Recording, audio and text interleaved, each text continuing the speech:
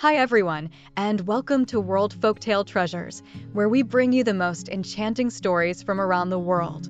I'm so glad you're here. Today, I have a timeless Japanese classic story to share with you, The Tale of the Bamboo Cutter, also known as The Tale of Princess Kaguya. This is one of Japan's oldest and most beloved folktales, dating back to the 9th century. So, sit back, relax, and let's dive into this magical journey together. Once upon a time, in a peaceful village nestled among the rolling hills, there lived an old bamboo cutter named Taketori.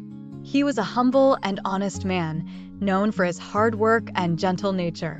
Though poor, he found joy in the simple life he shared with his loving wife.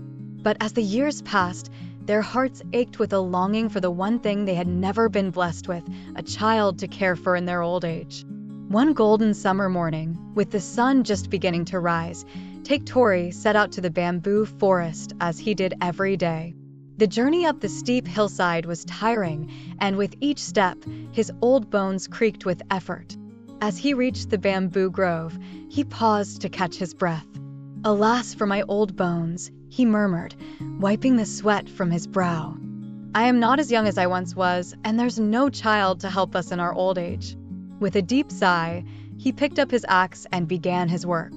As the morning sun filtered through the thick bamboo, something unusual caught his eye, a radiant light shining from the heart of the grove.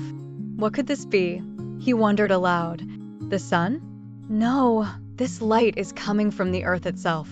With curiosity burning in his heart, Taketori pushed aside the tall bamboo stalks and followed the light to its source. There, nestled among the roots of a towering bamboo, was a magnificent jewel, glowing with an ethereal green light. The jewel was as large as both of his fists, and its brilliance was like nothing he had ever seen before. "Wonder of wonders," he exclaimed, his voice trembling with awe. "In all my years of cutting bamboo, I've never found such a treasure." But before he could even marvel at his discovery, the jewel suddenly cracked open with a resounding boom. From within, a burst of light illuminated the forest, and out stepped a small yet strikingly beautiful young girl, draped in shimmering green silk that seemed to flow like liquid jade. "Greetings to you, Taketori," she said, her voice as sweet as a songbird's call. Taketori, though his heart pounded with astonishment, managed to stammer, "Thank you kindly. I suppose you must be a fairy." The girl smiled, her eyes twinkling with a mischievous light. "You are right," she said. "I am indeed a fairy, and I have come to live with you and your wife for a time." Taketori's joy was tempered by concern. "But we are very poor," he said, his voice soft with worry. "Our cottage is small, and we have no riches to offer you." The fairy's smile only grew warmer. "Where's the large green jewel?" she asked, her tone calm and knowing. Taketori glanced down at the two halves of the jewel still in his hands. To his amazement, they were filled with shimmering gold coins, enough to change their lives forever. "Why, it's full of gold pieces," he exclaimed, unable to believe his eyes. "That will do for now," the fairy said with a gentle nod. "Now, let's go home." With a heart full of wonder and excitement, Taketori hurried back to his humble cottage, the fairy by his side.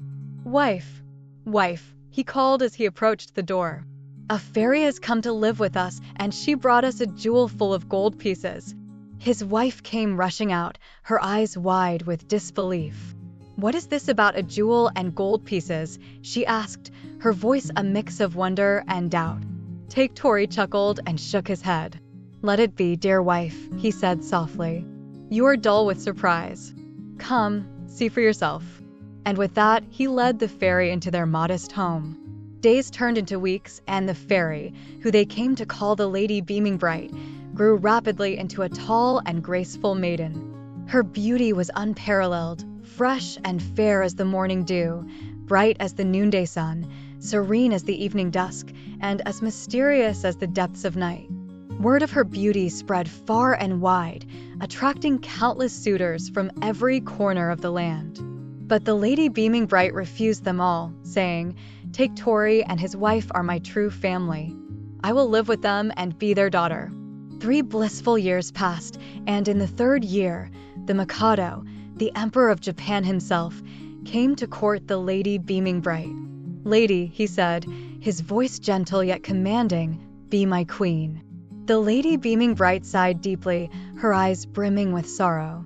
"My lord, I cannot," she whispered, her heart heavy with an unspoken burden. "Why not, dear Lady Beaming Bright?" asked the Mikado, his brow furrowed in concern. "Wait and see," she replied, her voice tinged with sadness. As the 7th month approached, a shadow fell over the Lady Beaming Bright. She no longer ventured outside, spending her days and nights on the garden gallery, gazing up at the moon and stars with a distant, longing look in her eyes. One night, when the moon was full and the stars glittered like diamonds, she sat with Take Tori, his wife, and the Mikado, her gaze fixed on the heavens above. "How bright the moon shines tonight," said Take Tori, his voice filled with admiration. "Truly," agreed his wife. "It is like a well-polished brass pan." "To me, it is like a lonely lover," said the Mikado, his voice soft with melancholy.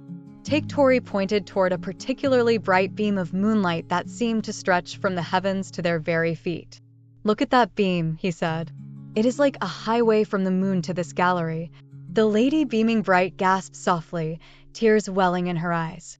"Oh, dear foster father," she cried, "you speak the truth. It is indeed a highway, and along it come countless heavenly beings to take me home. My father is the king of the moon, and I disobeyed him. For that, I was sent to live on Earth for 3 years. Now, the time has come, and I must return. I am heartbroken to leave you." The air grew thick with mist as Take Tori looked up at the sky. "The mist descends," he whispered. "No," said the Mikado, his voice trembling with awe. "It is the cohort of the King of the Moon." And indeed, as they watched, hundreds and thousands of heavenly beings descended along the beam of moonlight, their torches illuminating the night. The chief among them approached the Lady Beaming Bright, bearing a robe woven from the finest celestial feathers. The Lady Beaming Bright rose gracefully, donning the robe with a heavy heart. "Farewell, Take Tori," she said, her voice thick with emotion. "Farewell, dear foster mother. I leave you my jewel as a token of my love. And to you, my lord," she added, turning to the Mikado, "I wish I could take you with me, but there is no feather robe for you. Instead, I leave you a vial of the elixir of life. Drink it, and you shall be immortal." With a final, sorrowful look, she spread her wings, and with the heavenly beings surrounding her, she ascended the moonlit highway, disappearing into the night sky, never to be seen again. The Mikado stood silently, gazing at the vial in his hand. But what use was immortality without the Lady Beaming Bright? He climbed to the highest mountain in the land and made a great fire. There, he cast the elixir of life into the flames, watching as its blue vapor floated up to heaven, carrying his unspoken message to the Lady Beaming Bright. And so ends the tale of Take Tori and the Lady Beaming Bright, a story of love, loss, and the celestial wonders that connect us all. And that was The Tale of the Bamboo Cutter, a beautiful and bittersweet story of love and farewell. If this tale touched your heart, please give this video a thumbs up, share your thoughts in the comments, and don't forget to subscribe to Folktale Treasures for more enchanting stories from around the world. Thank you so much for watching.